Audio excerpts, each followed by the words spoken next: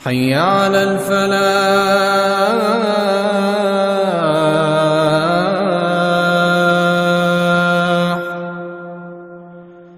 حي على الفلاح.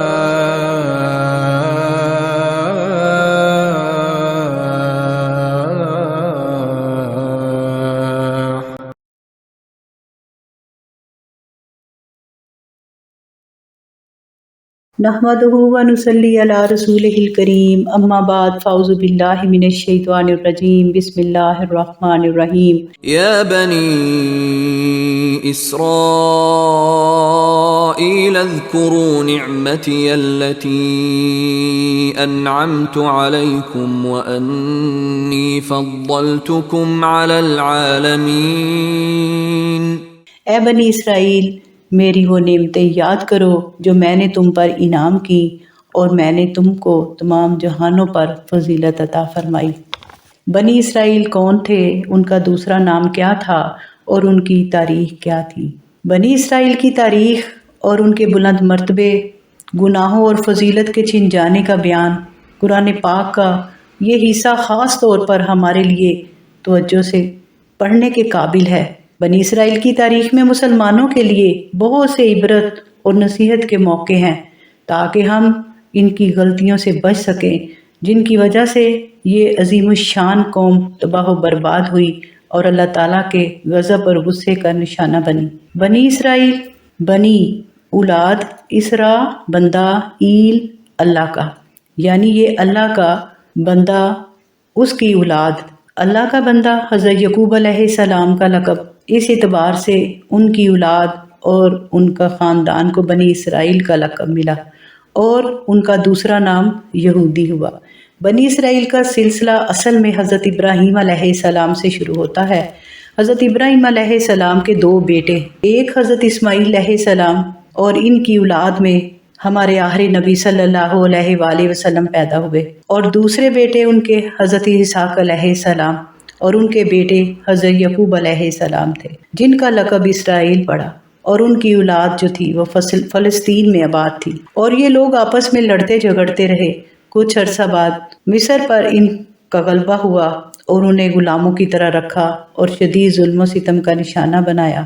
آخر میں حضرت موسیٰ علیہ السلام پیدا ہوئے اور اس قوم کو مصر کی غلامی سے نکال کر وادی سینا میں لے گئے. یا بنی اسرائیل اذکروا نعمتی التی انعمت علیکم وانی فضلتکم علی العالمین واتقوا یوما لا تجزی نفس عن نفس شیئا ولا یقبل منها شفاعۃ ولا یؤخذ منها عدل ولا هم ینصرون. میں پناہ مانگتی ہوں اللہ تعالیٰ کی شیطان مردود سے.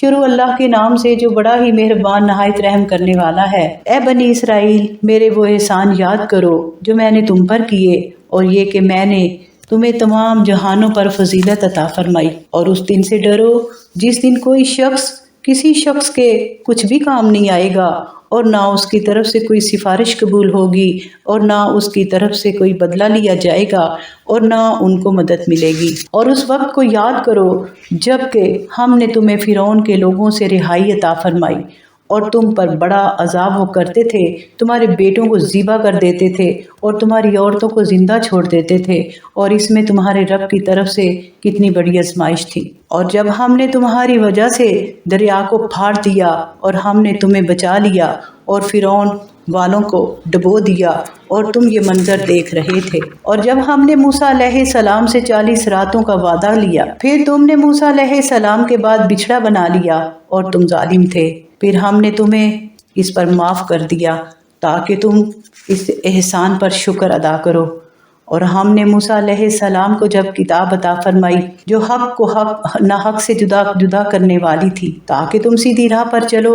جب موسیٰ علیہ السلام نے اپنی قوم سے کہا، اے میری قوم تم نے یہ بچڑا بنا کر اپنا نقصان کیا، سو اب اپنے پیدا کرنے والے کے آگے توبہ کرو، اپنے آپ کو ہلاک کرو، تمہارے خالق کے نزدیک یہ تمہارے لیے بہتر ہے. بس اس نے تمہاری توبہ قبول کی، بے شک کہ وہی معاف کرنے والا بڑا ہی مہربان ہے. اور جب تم نے کہا اے موسیٰ ہم ہرگز تجھے نہیں مانیں گے جب تک کہ ہم اللہ کو ظاہری طور پر کھلم کھلا نہ دیکھ لیں، پھر تمہیں بجلی کی کڑک نے آ لیا اور تم یہ دیکھ رہے تھے۔ پھر ہم نے تمہاری موت کے بعد تمہیں زندہ کر دیا تاکہ تم احسان مانو اور شکر ادا کرو، اور ہم نے تم پر بادلوں کا سایہ کیا اور تم پر من اور سلوہ اتارا۔ کھاؤ پاکیزہ چیزیں جو ہم نے تمہیں دی، اور انہوں نے ہمارا کچھ نقصان نہ کیا بلکہ انہوں نے اپنا نقصان کیا۔ اور جب ہم نے کہا اس شہر میں داخل ہو جاؤ، پھر کھاؤ اس میں سے جہاں سے چاہو بافراغت، اور دروازے میں داخل ہو جاؤ سجدہ کرتے ہوئے اور کہتے جاؤ بخش دے، ہم تمہارے قصور معاف کر دیں گے اور عنقریب نیکی کرنے والوں کو زیادہ دیں گے۔ پھر ظالموں نے اس بات کو اس کے خلاف بدل ڈالا جو ان سے کہی گئی تھی۔ پھر ہم نے ظالموں پر آسمان سے عذاب نازل کیا کیونکہ وہ نافرمان تھے۔ اور جب موسیٰ علیہ السلام نے اپنی قوم کے لیے پانی مانگا اور ہم نے کہا کہ اپنا عصا پتھر پر مارو، سو اس سے 12 چشمے بہہ نکلے۔ ہر قوم نے اپنا اپنا گھاٹ پہچان لیا۔ اللہ کے رزق سے کھاؤ اور پیو اور زمین پر فساد نہ مچاتے پھرو۔ اور جب تم نے موسیٰ علیہ السلام سے کہا کہ ہم ہرگز صبر نہیں کریں گے ایک ہی کھانے پر، سو ہمارے لیے اپنے رب سے مانگ لو کہ ہمارے واسطے وہ نکال دے جو زمین اگاتی ہے، وہ ترکاری، وہ ککڑی، وہ گیہوں، وہ گندم، وہ مسور اور وہ پیاز۔ موسیٰ علیہ السلام نے کہا کیا وہ چیز لینا چاہتے ہو جو ادنا اور ناقص ہے اس کے بدلے میں جو بہتر ہے؟ کسی شہر میں اتر جاؤ تو تمہیں ضرور ملے گا جو تم مانگ رہے ہو۔ اور اس وجہ سے ان پر ذلت اور محتاجی ڈال دی گئی اور وہ اللہ کے غصے کی لپیٹ میں آ گئے، یہ اس لیے کہ وہ اللہ کے کام نہیں مانتے تھے اور پیغمبروں کا ناحق خون کرتے تھے، یہ اس لیے کہ نافرمان تھے وہ اور حد سے بڑے ہوئے تھے۔ بے شک جو لوگ ایمان لے آئے اور جو لوگ یہودی ہوئے اور عیسائی اور صابی ہوئے، جو لوگ ایمان لائے اللہ پر اور قیامت کے دن پر اور نیک اعمال کیے، تو ان کے لیے بدلہ ہے ان کے رب کے پاس، اور ان پر کچھ خوف نہیں اور نہ ہی وہ غمگین ہوں گے۔ اور جب ہم نے وعدہ لیا اور تمہارے اوپر کوہ طور پہاڑ کو بلند کیا کہ ہم نے جو کتاب تمہیں دی ہے اسے مضبوطی سے پکڑ لو اور اس میں جو کچھ لکھا ہے اس کو یاد کر لو تاکہ تم تقوی اختیار کرو اور اللہ سے ڈرتے رہو۔ پھر تم نے اس کے بعد تم بدل گئے، پھر گئے اپنے وعدے سے، سو اگر اللہ کا فضل اور اس کی رحمت تم پر نہ ہوتی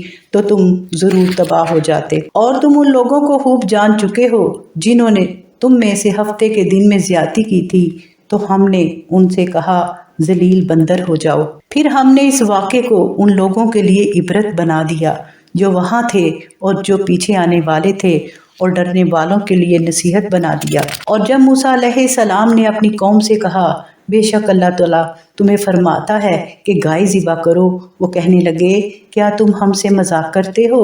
وہ بولے خدا کی پناہ میں جاہلوں میں سے نہیں ہوں۔ وہ بولے ہمارے لیے اپنے رب سے دعا کرو کہ ہمیں بتا دے کہ وہ گائے کیسی ہو۔ کہا کہ وہ فرماتا ہے کہ وہ گائے نہ بوڑھی ہو نہ بچی ہو، اس کے درمیان جوان ہو، پس جو تمہیں حکم ملا ہے وہ تم کر ڈالو۔ بولے اے رب ہمارے لیے، اے موسیٰ ہمارے لیے دعا کر اپنے رب سے کہ وہ ہمیں اس گائے کا رنگ بتا دے کہ رنگ کیسا ہو۔ کہا وہ فرماتا ہے کہ وہ گائے زرد رنگ کی ہو اور خوب گہرے رنگ کی ہو اور دیکھنے والوں کو اچھی لگ رہی ہو۔ وہ بولے ہمارے لیے اپنے رب سے دعا کر کہ وہ بتا دے کہ وہ گائے کس قسم کی ہو، کیونکہ اس گائے کا ہم کو شبہ پڑا ہے، اور اگر اللہ نے چاہا تو ہم ضرور راہ پائیں گے۔ کہا وہ فرماتا ہے کہ وہ ایک گائے ہے، نہ محنت کرنے والی ہو، نہ زمین میں ہل جوتی ہو اور نہ کھیتی کو پانی دیتی ہو، وہ بے داغ ہو، اس میں کوئی داغ نہ ہو، تندرست ہو، بالکل ٹھیک ہو۔ وہ بولے کہ اب تو ٹھیک بات کر رہا ہے، پس انہوں نے گائے کو ذبح کیا اور وہ لگتے نہیں تھے کہ وہ ایسا کریں۔ اور جب تم نے ایک شخص کو مار ڈالا پھر ایک دوسرے پر الزام لگانے لگے اور اللہ تعالیٰ کو ظاہر کرنا تھا جو تم چھپا رہے تھے۔ پھر ہم نے کہا کہ اس پر ایک گائے کو ذبح کرو اور اس کا ٹکڑا اس مردہ جسم کے ساتھ لگاؤ، اسی طرح اللہ تعالیٰ مردوں کو زندہ کرے گا اور تمہیں اپنی قدرت دکھائے گا تاکہ تم غور و فکر کرو۔ اس کے بعد تمہارے دل سخت ہو گئے، پس وہ پتھر جیسے ہو گئے یا ان سے بھی زیادہ سخت، اور پتھروں میں بھی تو ایسے پتھر ہیں جن سے دریا جاری ہوتے ہیں، اور ان میں ایسے بھی پتھر ہیں جو پھٹ جاتے ہیں اور ان سے پانی نکلتا ہے، اور ان میں ایسے بھی ہیں جو اللہ کے ڈر سے گر پڑتے ہیں، اور اللہ تمہارے کاموں سے بے خبر نہیں ہے۔ اب کیا تم توقع رکھتے ہو کہ وہ تمہاری بات مانیں گے؟ اور ان میں سے ایک گروہ اللہ کا کلام سنتا ہے، پھر وہ جان بوجھ کر اسے بدل ڈالتے ہیں، اور وہ اصل بات جانتے ہیں، اور جب مسلمانوں سے ملتے ہیں تو کہتے ہیں کہ ہم مسلمان ہوئے، اور جب ایک دوسرے کے پاس تنہا ہوتے ہیں تو کہتے ہیں کیا تم کہہ دیتے ہو ان سے جو اللہ نے تم پر ظاہر کیا ہے تاکہ تم سے ان کے ذریعے تمہارے رب کے آگے جھگڑا کریں؟ کیا تم نہیں سمجھتے؟ کیا وہ نہیں جانتے کہ اللہ کو معلوم ہے جو کچھ وہ چھپاتے ہیں اور جو کچھ وہ ظاہر کرتے ہیں؟ اور ان میں سے بعض ان پڑھ ہیں، وہ کتاب کا علم نہیں رکھتے، ان کی جھوٹی آرزوؤں کے سوا اور وہ جھوٹے خیال رکھنے والے ہیں۔ اب اس رکوع میں اللہ تعالیٰ نے کیا ارشاد فرمایا؟ یہ بنی اسرائیل کے بارے میں، اور اسی رکوع میں جو گائے کا واقعہ ہے اس کی مناسبت سے اس سورت کا نام باقرہ رکھا گیا۔ بنی اسرائیل کے بارے میں ان آیات میں اللہ تعالیٰ نے ارشاد فرمایا کہ جس طرح مسلمانوں کے ہاں جمعہ کا دن مقدس ہے اور عیسائیوں کے ہاں اتوار کا دن مقدس، اور اسی طرح یہودیوں کے ہاں ہفتے کا دن مقدس دن شمار ہوتا ہے، یہ دن ان کے ہاں صرف اللہ کی عبادت کے لیے محسوس ہے، اور اس دن دنیا کے تمام کام، تجارت، کاروبار، شکار وغیرہ منع ہے۔ یہودیوں نے اللہ کے حکم کی نافرمانی کی اور ان کو سزا کے طور پر بندر اور سور بنا کر سب قوموں کے لیے عبرت کا نشان بنا دیا۔ اور اس آیت میں یہ بھی سمجھ میں آتا ہے کہ دنیا کے پچھلے واقعات سے انسان کس قدر نصیحت حاصل کر سکتا ہے۔ حقیقت میں اس مقدس کتاب یعنی قرآن پاک نے نہایت وضاحت سے یہ بات ذہن نشین کر دی کہ تاریخ کا فائدہ انسان کے لیے کیا ہے، اور یہ کہ ہر واقعہ تاریخ بننے کے قابل نہیں ہوتی، صرف وہی واقعات تاریخ کہلانے کے مستحق ہیں جس سے انسان کوئی اچھا سبق حاصل کرے۔ بنی اسرائیل میں ایک شخص قتل ہو گیا لیکن قاتل کا سراغ نہیں ملتا تھا۔ اللہ تعالیٰ نے حضرت موسیٰ سے فرمایا کہ بنی اسرائیل کو حکم دو کہ وہ ایک گائے ذبح کرے اور اس کے گوشت کا ایک ٹکڑا مقتول کے جسم پر لگائیں، اس سے وہ مقتول زندہ ہو جائے گا اور قاتل کا پتہ بتائے گا۔ صدیوں مصر میں رہنے کی وجہ سے بنی اسرائیل گائے کو بہت مقدس سمجھنے لگے تھے اور اس کی پوجا بھی کرتے تھے، اس لیے انہیں گمان ہوا کہ شاید موسیٰ علیہ السلام ان سے مذاق کر رہے ہیں۔ حضرت موسیٰ علیہ السلام نے ان کے اس گمان کو دور کر دیا اور سمجھا دیا کہ پیغمبر دین کی باتوں میں یا اللہ تعالیٰ کے حکموں میں ہنسی مذاق کبھی نہیں کرتے۔ ہنسی مذاق تو جاہلوں کا کام ہے، سمجھدار انسان ایسی حرکت نہیں کرتے جو عزت کے خلاف اور وقار کے خلاف ہوں اور جن سے دین کی توہین ہو۔ اور یہ واقعہ جو ہے یہ بنی اسرائیل کے میں آیا، اور اللہ تعالیٰ اس واقعے کی مناسبت سے ان کو کچھ سمجھانا چاہتا تھا، اور ان کے اندر جو گناہ اور بری عادتیں تھیں ان کو نکالنا چاہتا تھا۔ اللہ تعالیٰ نے اس واقعے کی مناسبت سے ان کو یہ سمجھایا کہ انسان کو مارنے کے بعد یعنی مر جانے کے بعد، موت کے بعد زندہ کرنا صرف اللہ تعالیٰ کے بس کی بات ہے، اور جس طرح اس مقتول نے دوبارہ زندہ ہو کر اپنی پہلی زندگی کے حالات بتا دیے تھے، اس طرح ہم سب انسانوں کو اللہ تعالیٰ قیامت کے دن زندہ کریں گے اور ہم خود اپنے اعمال کی خود گواہی دیں گے۔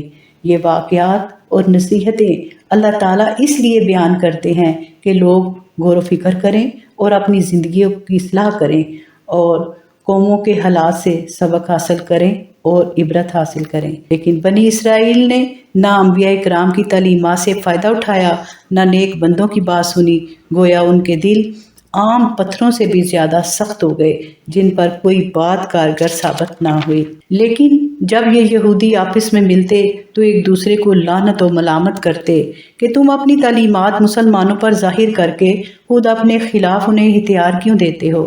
یہی دلائل مسلمان تمہارے خلاف استعمال کرتے ہیں اور تمہاری اپنی باتوں کو سند بنا کر وہ اللہ کے ہاں گواہی دیں گے کہ یہودی سب کچھ جاننے کے بعد اصل دین کی طرف نہیں لوٹے، گویا یہ بے وقوف سمجھ رہے تھے کہ ان باتوں کا علم مسلمانوں کو صرف یہودیوں کے ذریعے ہی ہو سکتا ہے، حالانکہ اللہ تعالیٰ ان کی ظاہر اور پوشیدہ تمام باتیں نبی صلی اللہ علیہ وآلہ وسلم کے ذریعے مسلمانوں پر ظاہر کر سکتے تھے۔ یہودیوں کے جاہل طبقہ کو پتہ نہیں تھا کہ تورات میں کیا لکھا ہے، وہ تو بس چند جھوٹی آرزوؤں سے واقف تھے جو انہوں نے اپنے باپ دادا سے سن رکھی تھی، اور وہ توقع رکھتے تھے کہ ان کے باپ دادا اور ان کے جو بزرگ ہیں اور ان کی نسلوں میں جو بڑے بڑے نبی آئے ان کے وہ گناہ بخشوا لیں گے۔